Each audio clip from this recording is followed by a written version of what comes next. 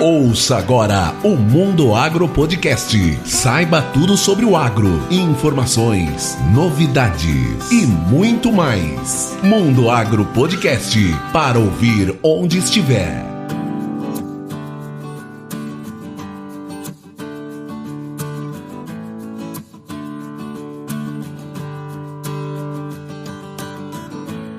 Bem-vindos ao Mundo Agro Podcast, o seu podcast sobre o agronegócio. E esse episódio é uma continuação do episódio 34, em que nós conversamos com o Zecão, da Fazenda Capuava de Lucas do Rio Verde. Ele é especialista em plantas de cobertura e rotação de culturas. Se você não ouviu ainda, volte lá e ouça. E aí, Luana, nossa, mas que papo, hein? Esse Zecão é a história da agricultura viva, né, Luana? Nossa, professor, que histórias, né? Eu adoro ouvir esses tipos de histórias de pessoas que vieram pro Mato Grosso e desbravaram tudo isso, todas as dificuldades que eles enfrentaram. Eu adoro ouvir as histórias, as aventuras, né? De tudo como foi, como era. Muito legal, e tudo que ele promoveu e desenvolveu. E eu tô ansioso para essa segunda parte. E aí, vamos para a segunda parte agora?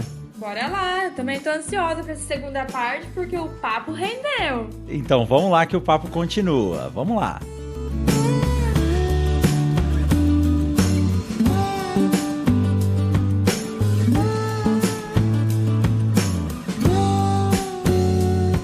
E aí, Zecão, quando a gente conversa hoje com os agricultores, isso é o que a gente tenta passar na universidade. Eu falo para esses meninos que saem daqui hoje que se eles não aprenderem a trabalhar com rotação de culturas, eles serão meio agrônomo, né?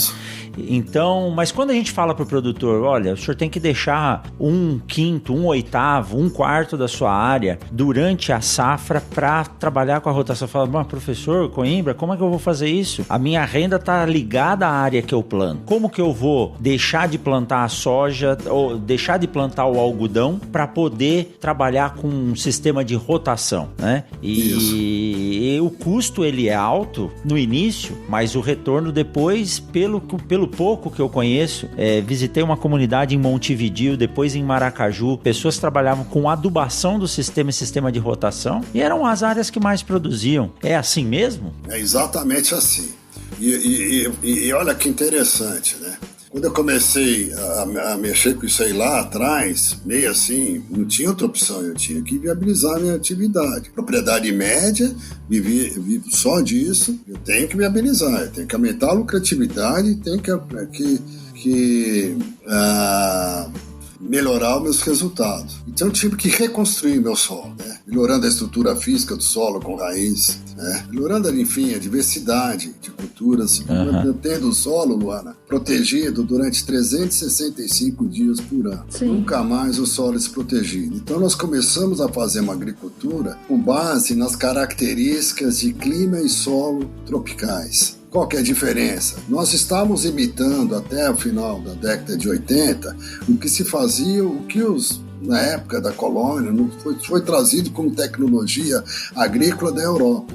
Nós estávamos usando ferro, preparo de grade, tudo. Lá eles usam para aquecer o solo, para começar a vida no solo depois do inverno rigoroso. Descongelar, né? Nós estamos fazendo isso daí achando que a agricultura é assim.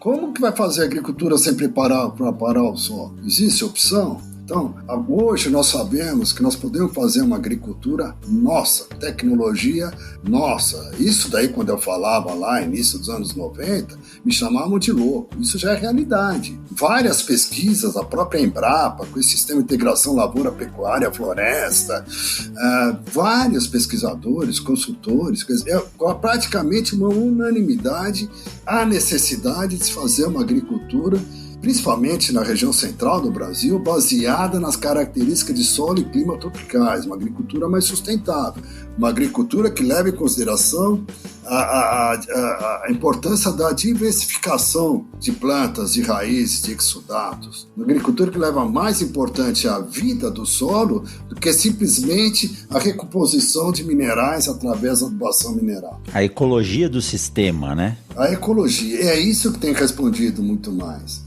A vida do nosso solo, quer dizer, a quantidade de micro-organismos é 10 vezes maior do que nos solos temperados na Europa. Sim. As florestas tropicais dependem muito mais da vida do solo. Sim. Vai na Amazônia, grande parte da Amazônia, solos arenosos. Se você destruir a floresta, é um solo fraco que vai morrer, vai acabar. É uma floresta que a gente chama de está em clímax. Quer dizer, ela vive da decomposição da vida do solo, decompondo a própria matéria orgânica das folhas, dos galhos, que constantemente está sendo recompondo na superfície do solo. Sim.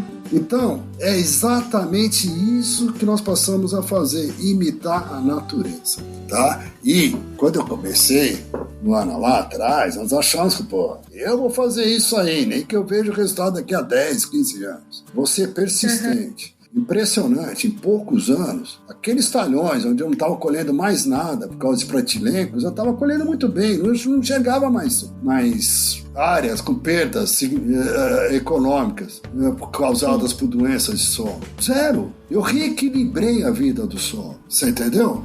Mas isso aí custou dinheiro. Aí eu comecei a fazer a apresentação para estudantes e para produtores, viu, Coimbra? Uhum. E quando eu chegava no coffee break, ali no intervalo, os que não tinham coragem de fazer a pergunta, né? Muita gente fica assim, meio receoso, fazendo acanhado. A pergunta. É acanhado, né? E chegava lá no cafezinho, falou, Zecão, vem cá, puxa, achei lindo as tuas fotos, os teus gráficos, é isso daí mesmo. Eu só não posso fazer porque eu preciso ganhar dinheiro. Aí eu vi que eu precisava colocar no final da palestra, das apresentações, uma análise econômica do meu sistema. Quando eu comecei a colocar uns gráficos, depois eu vou disponibilizar para você, Luana, ou para quem quiser, comparando os resultados da minha propriedade com outras 44 aqui na nossa região, Sorriso, Sinop, Nova Biratã, através do benchmark que tinha na ProSoja, chamado Projeto Referência, não sei se vocês já ouviram falar. Sim. Onde a gente alimentava esse software com todos os dados rotineiros, assim, de gasto, de insumos e tudo tal. E você recebia, uma vez por ano, um relatório complexo, com um monte de gráfico, comparando a sua situação com a das outras 44 propriedades da tua região. São todas codificadas.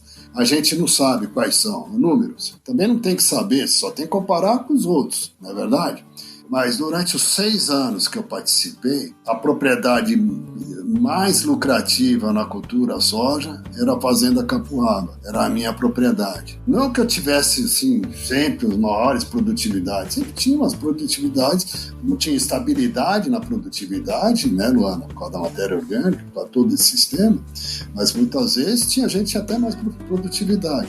Mas você tinha economia no sistema. Eu passei a ser obrigado a fazer... a margem aumenta, né? Aumentava muito a margem. Então os meus custos, eu colocava gráfico de custo com fertilizantes na cultura soja, os caras ficavam impressionados, mas você está tendo a maior lucratividade e tendo o menor gasto de fertilizantes por hectare, ciclagem de nutrientes. Então, naquela época eu saí de um sistema de 3 culturas simplificado, né? Que é o que prevalece até hoje no Cerrado, né, Luana? A maioria das pessoas que nós conhecemos plantam soja, milho, alguns soja, milho consorciado, ou soja e algodão safrinha, quem mexe com algodão. Não é isso? Pouquíssima diversidade, né? E eu saí desse sistema, eu nunca mexi com algodão, mas eu saí desse sistema de 3 culturas, porque eu considero sim a braquiária uma cultura, aliás, uma das mais importantes aqui na fazenda. Então é soja, milho e braquiária. Hoje eu estava fazendo a conta e eu estou conforme o ano entre 16 e 18 culturas. Olha só. Nossa. E é mais importante, de 5 famílias diferentes, que também uma vez um produtor falou, eu uso o consórcio de coberturas. O que você usa? Eu uso 5 gramíneas. Não, é a minha família. Você tem que diversificar tipos de sistemas radiculares também, sabe? Usa a gramínea sim, mas você usa uma raiz pivotante, mais profunda, mais rasa. Quanto maior a diversidade de famílias e espécies e sistemas radiculares, maior a diversidade de exudatos, maior a área, o volume de solo explorado pelas raízes do consórcio. É um subsolador natural, né? É um subsolador, uma planta natural. Subsoladora. Porque, Zecão, pelo que você veio trabalhando, eu entendi que o controle foi em duas vias. É lógico que a física do solo ela é muito importante, mas o sistema de rotação ele acabou reduzindo a compactação do solo, porque você diz que, embora se passasse aí 3, 4 vezes a grade antigamente, né, para controlar a planta daninha, mas a grade ela tem uma profundidade de trabalho, depois ali para baixo vai ficar compactado, aí a raiz não consegue explorar o solo. Então você teve que controlar compactação e até mesmo incidência de doenças ou nematóide, que é considerado uma doença, com um pool de culturas na sua área, né? Olha, a grade era um grande problema. Eu acho que se nós tivéssemos ainda no sistema de preparo de solo convencional insistido nisso daí, não existiria mais agricultura no Cerrado. É inviável. Com certeza. Inviável. Nós só estamos ainda mantendo uma certa lucratividade nesse sistema de cultivo mínimo, que isso aí que está tendo, a maioria está fazendo, não é plantio direto. Isso aí é um cultivo mínimo. Porque a soja, cá entre nós, é uma cultura muito rústica, é uma planta muito rústica que aguenta muita pancada, né? Ainda Exato. Se consegue, com todo esse sistema de monocultura, uma certa lucratividade. Agora, acontece que com os custos aumentando, né, nós vamos ter que aumentar a eficiência, aumentar a produtividade e diminuir como diminuição de custos. Para isso só existe uma maneira, imitar a natureza, fazer um plantio direto verdadeiro, plantio direto baseado nos 3 principais pré-requisitos. Primeiro, não revolvimento de solo nunca. A maioria já não revolve solo mesmo, né? Mas, enfim, se bem que tem gente insistindo ainda em usar uma niveladorazinha fechada só para incorporar semente. Não deve usar nunca.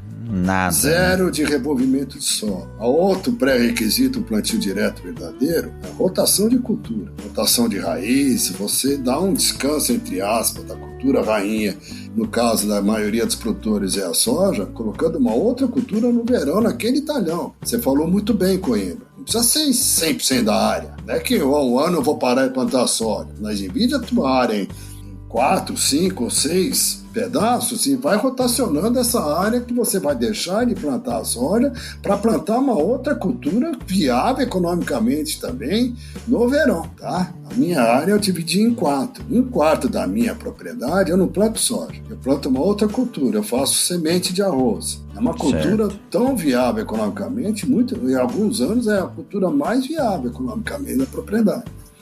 Então não é coitado do Zecão, tá fazendo sacrifício de deixar de plantar soja.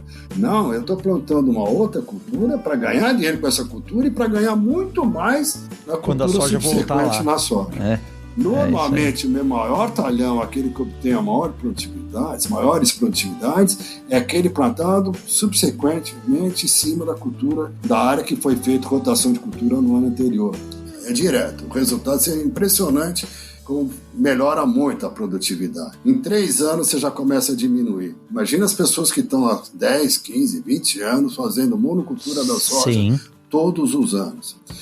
O terceiro pré-requisito é a proteção constante do solo. Então é não revolvimento, rotação de cultura e proteção constante do solo, aporte de matéria orgânica, aporte de carbono no sistema. A proteção durante todos os dias dos anos, ou com uma cultura em desenvolvimento, ou com palhada. Pouca gente tem feito isso, mas os que estão fazendo estão ficando impressionados com os resultados. Estão virando poros de divulgação desse novo sistema de agricultura mais sustentável, mais baseado no carbono, mais baseado nas características tropicais. Ei, Zecão, deixa eu te perguntar. Essas áreas que você pesa as rotações, qual a porcentagem de argila dessas suas áreas? Porque a gente às vezes acha que, por exemplo, eu lá em casa, né? A gente tem uma parte da fazenda que é a gente chama de areião, né? Então, às vezes, a gente faz essas rotações, só que a gente faz com uma ou duas, né? E não faz, como você falou aí, de fazer essa mistura. Então, eu queria saber, essas suas áreas, qual a porcentagem de argila delas? Sim. Luana, quais culturas que vocês usam mais para fazer essa rotação? Uma ou duas culturas? Que, por exemplo, esse ano a gente usou só uma. A gente usou só crotalária. Quem está começando está fazendo isso e já dá um resultado muito interessante. Talhão, eu tive problema de nematóide. Entra com uma Crotalária spectalis, ou conforme o outro nematóide pode ser o Croleuca, e o resultado na soja no ano seguinte vai ser espetacular. Aos poucos você vai melhorando o sistema do ano, tá? Tem muita gente que pega e fala, o teor de argila aqui na propriedade gira em torno de 60%, 62%, 63% de argila. É um solo argiloso, tá? Então é um solo mais preocupante ainda com relação à compactação de solo, ao tráfego de máquinas o ano todo. Um solo molhado você tem que pulverizar, você está fazendo disciplina de adubo, você está fazendo atividades com maquinário cada vez mais pesado no solo argiloso, você está tendo problemas de compactação. Então, as raízes são importantes nisso. Mas no solo arenoso, então eu estou mais cegado? Não. No solo arenoso você também está tendo um problema, muitos casos de compactação também, não tão sério como na argila, mas tem, né? Conforme o teor de argila. E problemas seríssimos de lixiviação, perda de nutrientes, né? Sim. De potássio, do boro. Você entendeu? Então, você vai usar as raízes para ciclar esses nutrientes, para proteger o solo. Mas o mais importante é que você está usando essas raízes para aumentar o carbono nesse solo. No solo arenoso, você tem que aumentar a capacidade de troca de cátions, a CTC. E o principal fator do aumento da CTC nos nossos solos tropicais é o teor de matéria orgânica. Então, nós temos que aumentar o teor de matéria orgânica em todas as situações. No solo arenoso, no solo misto, no solo argiloso. No Brasil, principalmente no Brasil central, nós temos que fazer uma agricultura, como falava o Juca, o João Carlos Sá, baseada no carbono. Agricultura com base no carbono. Tá? Para nós aqui no Cerrado, Zecão, o que você consideraria uma porcentagem de matéria orgânica já suficiente para esse solo ser mais estável, formar a estrutura dele? Coimbra. No nosso clima é muito difícil a produção do humus.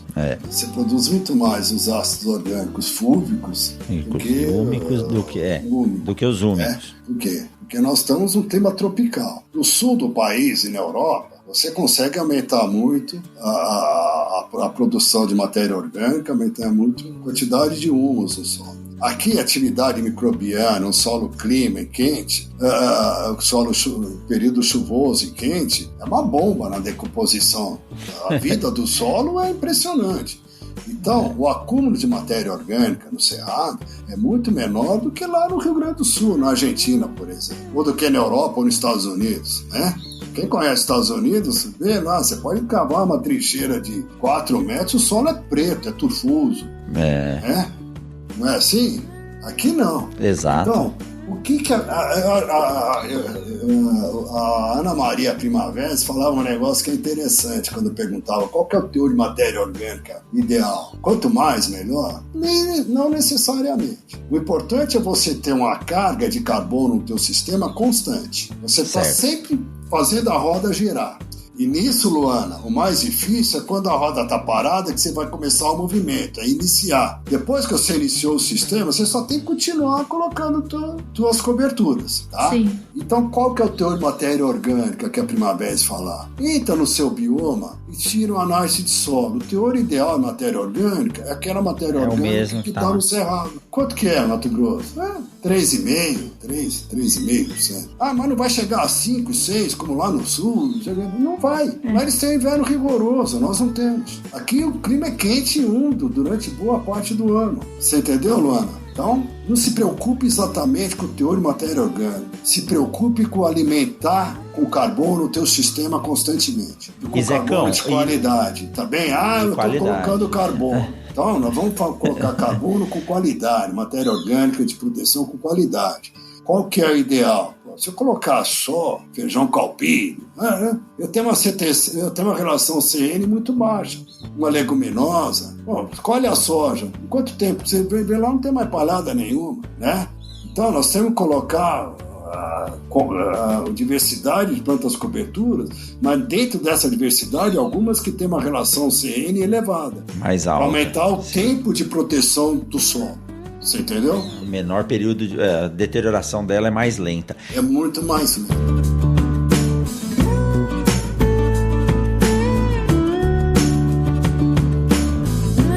Zecão, me diz uma coisa, viajando aqui pelo Mato Grosso, né, viajo nos experimentos que a gente tem, às vezes a gente passa em algumas áreas e nós estamos agora junho para julho, agosto, que é o período mais seco, e você olha aquela área assim, dá a impressão que tem uma braquiária plantada com irrigação enterrada, porque é uma mancha verde no meio do nada.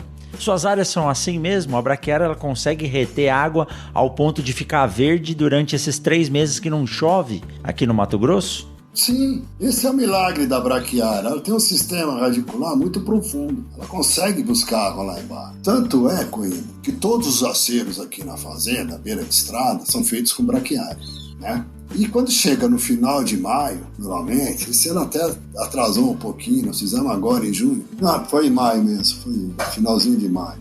Nessa área a gente passa um triton. Aí meus funcionários, quando são novos, tem funcionário novo, mas você vai matar a braquiária? Não vou, não. 15 dias, em um mês, aquela braquiária tá fechada, verde. É um espetáculo. Você entendeu? A rebrotação, porque ela tem um sistema radicular muito profundo. E Luana, quando você está forçando a rebrotação da braquiária ou de qualquer outra forrageira, boa parte do sistema radicular ele vai ser degradado, você vai perder, vai formar os bioporos e depois vão surgir outros sistemas radiculares. Então você está enriquecendo, melhorando muito a estrutura física do seu solo através desses biocanais, desses bioporos. Você entendeu? Está aumentando, acelerando a ciclagem de nutrientes, está aumentando a ciclagem de nutrientes. Você está fazendo... Eu uso rolo faca em toda a área. Quando você passa rolo faca após a colheita do milho, braquiária, você vai forçar uma outra nova rebrotação da braquiária, nova formação de bioporos, sistema radicular. Tá? Zecão, até o seu acero é feito com matéria vegetal verde. Quer dizer, a ideia de não revolver o solo mesmo é praticamente você faz a semeadura dentro da palha, né? Sim. Pouca parte da semente vai chegar a encostar no solo. Isso é realmente o plantio direto na palha, né? Esse a gente chama de plantio direto verdadeiro ou plantio direto na palha, tá? Você tem que ter essa preocupação dessa camada de carbono, de matéria orgânica na superfície do solo.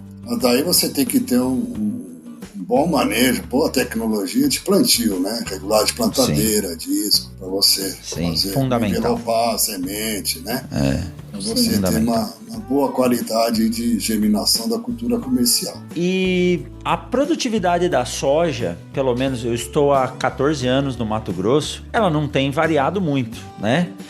A gente vê alguns anos ou algumas regiões que conseguem subir, mas as médias estão em torno aí dos seus 55, diz que essa última safra aqui chegou a 58 de média no Mato Grosso. No Brasil, está na casa dos 50. Só que eu sei, por alguns experimentos, que a soja consegue chegar a 110 sacos por hectare. Não estou dizendo que nós temos que chegar lá, mas sair dessa casa dos 50, entrar nos 60, 70, é necessário. Esse sistema que você tem trabalhado tem dado essa possibilidade de aumentar ou chegar mais próximo do teto produtivo da cultura da soja? Um dos fatores... Você veja só, nos últimos anos, vamos pôr, nos últimos 20 anos, eu tenho um gráfico que eu mostro na apresentação, que mostra a evolução da produtividade da soja desde o início no Mato Grosso, no início de 80, da década de 80 até o ano 2000. Teve um acréscimo na produtividade de 132%. Por quê? Novas cultivares, mas nós não tínhamos... Teve alguns problemas pontuais, sim, lá com o cancro da ácida, e vieram outras variedades resistentes. Pois o outro problema sério com nematóide cisto, daí veio outras cultivares resistentes. Então nós tivemos um ganho de produtividade significativo, apesar da monocultura. Do início do ano 2000 para cá, está praticamente estagnada a produtividade. E isso, ganhos de 5%, que eu não me lembro de cabeça, coisa de 5% nos últimos 20 anos. Né? Nós estamos falando de 132% de ganho de produtividade. Né? Então, eu acho que o produtor se acomodou com essa fórmula no Brasil Central, sabe? Aquela paixão pela cultura rainha, realmente tem que se apaixonar, porque é espetacular a soja para o nosso sistema, para a nossa economia regional. A soja, né? Que tem bastante, um grão que tem bastante liquidez, sabe? Mas os custos estão aumentando e a produtividade está estagnada. Isso é um problema. Nós estamos fazendo exatamente a mesma coisa há 20, 30 anos. Porque quando a gente fala em sustentabilidade, não é só sustentabilidade do sistema. Sustentabilidade é o produtor conseguir produzir e ainda sobrar para ele se manter e reinvestir, né? E assim, talvez o que eu tipo, a minha visão é que nem a gente volta a falar, o produtor se preocupou muito em aumentar a área e esqueceu desses detalhes, né? E aí, quando a gente chega nesse ponto onde o custo está muito alto, é nesse momento que a gente vê a importância de investir no seu solo, na questão de qualidade, né, Zecão, que a gente estava falando, de crescer não só em quantidade, mas em qualidade. Então, eu acho que é nesse momento que a gente tem que parar, analisar e ver que não é só aumentar em quantidade, que a gente tem que parar, às vezes, de ter, talvez, essa ganância de você crescer em quantidade, e começar a investir no seu solo, que talvez você vai ter, você vai ter o mesmo retorno financeiramente investindo na qualidade daquele solo que você tem ali, né? Sim, parabéns, Luana, é exatamente esse o problema. As pessoas são muito preocupadas em crescer horizontalmente. Eu sou um cara bem sucedido que eu plantava 1.000 hectares, agora eu planto 10. Não, calma aí. Eu conheço muita gente que planta 1.000 e poucos hectares e tem uma lucratividade no sistema da tua atividade maior do que um cara que tem planta 4, 5 mil hectares com todos os problemas dessa escala de produção e tá sempre endividado, correndo atrás e você entendeu? Sim. O importante primeiro é você ser o dono do teu negócio. E não o negócio ser o teu dono, né? Isso. Que é o que a gente vê agora, vendo muitos produtores, muitas empresas entrando nessa linha da RJ, né? Então, tipo assim, algo deu errado, alguma coisa... Algo deu errado, quando não é malandragem, né? Não, exatamente. Mas algo deu errado, porque se tivesse dado certo, eu acho que produtor nenhum teria entrado em RJ, né? Então, assim, algo deu errado, então é o momento de você parar, analisar e reavaliar o que realmente deu de errado, né? Será que eu não aumentei? Será que eu não quis expandir muito, abraçar o mundo e não dei conta? Então, acho que muitas vezes é o momento de você recuar, dar 2 passos para trás, diminuir área e recomeçar de outra forma, né? Então, isso, eu acho fazer uma agricultura de qualidade, né? Pensando em rentabilidade, pensando em sustentabilidade, né?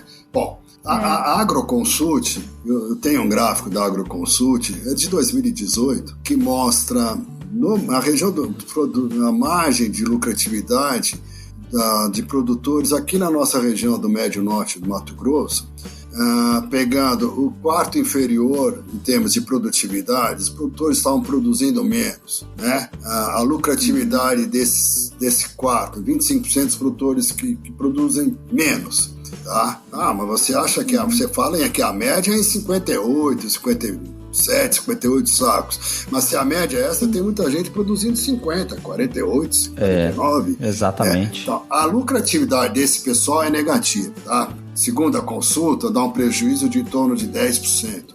Tá? Esse é um cálculo que pouca gente faz, eles fazem um cálculo por custos diretos e indiretos, né? Custos totais. Muito bem feito.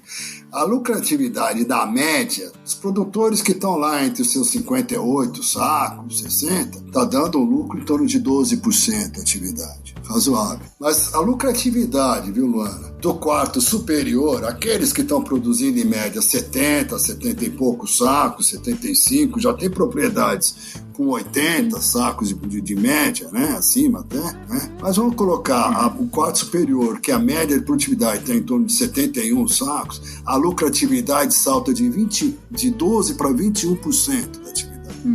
Tem que subir, tem que subir. Você entendeu? Então, se você está numa escala, mesmo que seja grande, mas você está conseguindo uma estrutura administrativa, porque o professor meu lá na Exalc, o professor Evaristo, falava, o produtor tem que saber qual que é a capacidade administrativa. Vale a pena ampliar meu negócio para 10, 15, 20 mil hectares se eu sou centralizador, se eu não consigo controlar meus custos, né?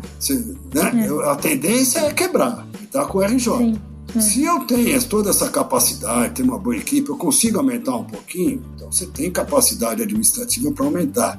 Desde que você consiga manter a lucratividade, manter os seus custos bem controlados e manter a tua produtividade alta. Então, eu saí de 1.000 hectares, que eu tinha uma média de 70 sacos, agora estou plantando 5.000, uma média de 50, você fez um mau negócio, você entendeu? Então, você tem que ver qual que é a tua capacidade administrativa, qual que é a tua escala ideal.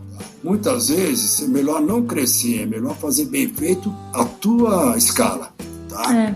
É o que eu sempre falo. A gente ainda fala muito em produtividade. Produzir 70 sacos, produzir no milho 160, 180. E aí eu falo assim, o dia que a gente começar a falar em lucratividade por hectare, eu acho que aí vai ser o momento que a gente vai estar falando corretamente, né? Porque muitas vezes altas produtividades não significa uma lucratividade alta, né? Então eu acho que quando a gente começar a falar em lucratividade e não mais em produtividade, na minha opinião, a gente vai estar falando de forma correta. Exatamente. E no final, né? O Gustavo fala bastante isso, né, Luana? Que as maiores produtividades que ele acompanha não são as mais lucrativas. Não necessariamente, né? Mas isso que é legal, tipo, a gente vê o teu exemplo, Zecão. Você produz de uma forma correta, usando um custo baixo, né? Então isso que é legal, que a gente tem que começar a olhar, ver com outros olhos, né? Principalmente pela economia no aporte de nutrientes externos, né? Sim. Usando aquilo que o solo recicla, imitando a própria natureza. Isso que eu acho legal. E quando eu falo imitar a natureza, Coimbra, nós já estamos assim fazendo consórcio. Antigamente fazia de 2, 3 espécies, agora é de 8, 10, 12 espécies. É bem imitar a natureza mesmo. Como você está no cerrado e vê toda aquela diversidade de plantas, gramíneas, árvores, né? Você tem que usar isso a nosso favor. Numa janela pequena, dentro de uma área comercial. Já é o suficiente para você ter um melhor resultado. Equilíbrio, vida no solo. Né? Perfeito. Zecão, que história de sucesso, hein? Que história de sucesso. Olha, para mim, Luana... Tem que escrever um livro. Tem que escrever um livro, viu? Já passou da hora. Tem que escrever um livro. Ficar eternamente guardado todas essas histórias, as suas aventuras, carona pra índio, essas coisas. Você tem que É verdade. Um livro. Um exemplo de algo que deu certo, né? Ele viu o problema aparecer, vivenciou o problema e a partir desse problema ele cresceu. Isso chama-se resiliência. Não olhar para trás e continuar caminhando e aprender com os erros e hoje é um sucesso, viu? Zecão, muito obrigado, viu, por essa disponibilidade, muito obrigado por vir até aqui contar essa história. Com certeza nós vamos convidar você novamente, porque eu acho que tem mais coisa aí pra gente conversar. Enquanto a gente ia batendo papo, eu fui anotando aqui e eu aprendi muito. A Luana, acredito que também, né, Luana? Um monte. Como você disse lá no começo, né, Zecão? A vontade era de não parar aqui em Cuiabá e seguir reto até Campo Grande para continuar a história. Mas é isso aí. Muito obrigado, viu? Eu que agradeço, viu, o convite de vocês para participar do Mundo Agro Podcast. Eu já escutei alguns, eu estava muito curioso, estava com bastante ansiedade para participar. Uma honra para mim conversar com vocês, tá? É um tema que empolgante para mim e para muitas pessoas, está crescendo muito essa área daí. Queria fazer um convite para você, Luana. Vai ter em dezembro. Eu faço parte, eu sou vice-presidente da Federação Brasileira de Plantio Direto na Palha. Eu sou vice-presidente representando o Mato Grosso. E nós estamos organizando um encontro nacional que é feito a cada 2 anos. O ano retrasado foi feito aqui em Sorriso, né? Sim. E esse ano vai ser lá em Dourados, Mato Grosso do Sul. Vai ser entre o dia 1º e o dia 3 de dezembro. Vale muito a pena. Vão estar lá os maiores especialistas nessa área de coberturas, de consórcio, matéria orgânica, de carbono, sabe? Vão ser várias palestras, várias discussões. É um evento que vale muito a pena para você, né? Para você e todos que querem mudar para esse sistema aí, entender melhor a importância da diversidade de plantas e raízes, imitar a natureza. Ok? Mas enfim, foi uma grande honra. Muito obrigado pelo convite. Agradeço muito a vocês. Obrigada, Zecão. Ouvir as suas histórias e a sua experiência é empolgante, sabe? Parabéns mesmo e que você continue aí levando a ideia à frente por onde você for.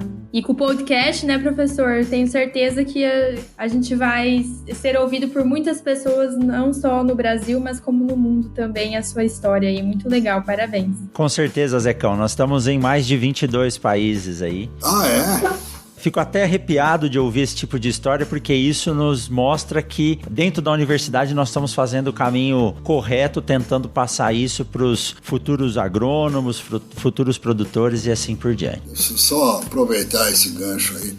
Uma das coisas que nós estamos tendo muito orgulho no Brasil é que o mundo está começando a valorizar a nossa tecnologia agrícola, sabe? Quando nós passamos a fazer essa nossa tecnologia própria, nós estamos chamando a atenção do mundo inteiro. Há 2 anos atrás, nós apresentamos esse trabalho da fazenda, até não pude ir, porque foi bem na época do plantio, mas foi o Luiz Pochinov, no meu lugar, foi apresentado esse trabalho no Congresso Americano de Agronomia da Fazenda Capuá. Já existe temas de mestrado e doutorado na Inglaterra baseado nesses trabalhos de agricultura sustentável. Isso chama a atenção do mundo inteiro. Como nós estamos tendo capacidade de compreender o nosso bioma, a nossa característica, o nosso cerrado e fazendo a nossa história. Tá? E com isso, o Brasil está tendo a oportunidade, principalmente através da Embrapa, de transferir essa tecnologia para outros países de clima tropicais. De clima tropical, como na África, por exemplo, né? Eu acho muito bacana, sabe? Acho que nós temos que divulgar bastante isso daí. Nós não temos a fórmula certa, não paramos por aí. Nós temos que evoluir sempre. A única coisa que eu tenho certeza é que essa evolução passa por compreender as características tropicais, a importância da vida no solo tropical, a importância da diversidade numa agricultura tropical como que a gente faz aqui no Brasil. Você entendeu? Exatamente. É interessante. Nós vamos evoluindo, né? Vamos evoluindo, surgindo outras culturas, nós vamos trocando informação, código WhatsApp ficou fácil, né? Sim. Às vezes eu faço umas palestras e de repente eu começo a receber o WhatsApp. Zecão, aqui, ó, fiz consórcio de 5, 6 espécies, o cara fica empolgado, chama a família inteira para tirar foto. Ai, que legal. Manda pra mim, faz o teu, Luana, me manda ano que vem. Pode deixar. Dá uma incrementada, se você precisar de algumas sementes, você te arruma aí. Não, pode deixar, Zecão, vou pegar seu contato com o professor aí, a gente vai trocando figurinha. Faz a tua ideia, mas manda foto. A única coisa é que tem que trocar a experiência, para eu aprender com você também. Pode deixar. Com certeza. E olha, pode ter certeza, viu, Zecão, que depois de hoje, com os nossos ouvintes aqui, o seu WhatsApp vai bombar mais. E aproveitando isso, eu não sei se você pode deixar um e-mail de contato, eu não sei se você tem Instagram, alguma rede social, para que quem esteja ouvindo aqui possa entrar em contato com você. Sim, eu tenho meu e-mail, é zk23@uol.com.br. Perfeito. E se quiserem mandar um e-mail também para o Mundo Agro Podcast, é mundoagropodcast, tudo junto, @gmail.com. Zecão, que bate-papo interessante. Já marquei aqui, ó, nós vamos voltar para falar de nabo, porque a gente não falou de nabo forrageiro nesse bate-papo. Eu vou gravar um outro programa com você pra gente falar de nabo forrageiro especificamente, que isso aí é o pulo do gato, tá? Não. Então nós temos só a agradecer. Ô, professor, tem que falar de nabo, de todas as outras coberturas. O nabo vai muito bem, mas o trigo morisco, o níger... É que não deu tempo de falar especificamente da característica que todas eram. O nabo é um espetáculo, mas tem muitas coisas boas que vieram. Lá atrás a gente não tinha opção nenhuma, né, Luana? Ficava com inveja do pessoal do Sul, agora no Cerrado nós temos N opções de plantas de cobertura para fazer. Tá, já. Zecão, muito obrigado, um abraço do coração para você e a gente se vê por aí. Pessoal, forte abraço para vocês, uma boa safra a todos, fiquem com Deus. Tchau, tchau. Tchau. Tchau, até mais.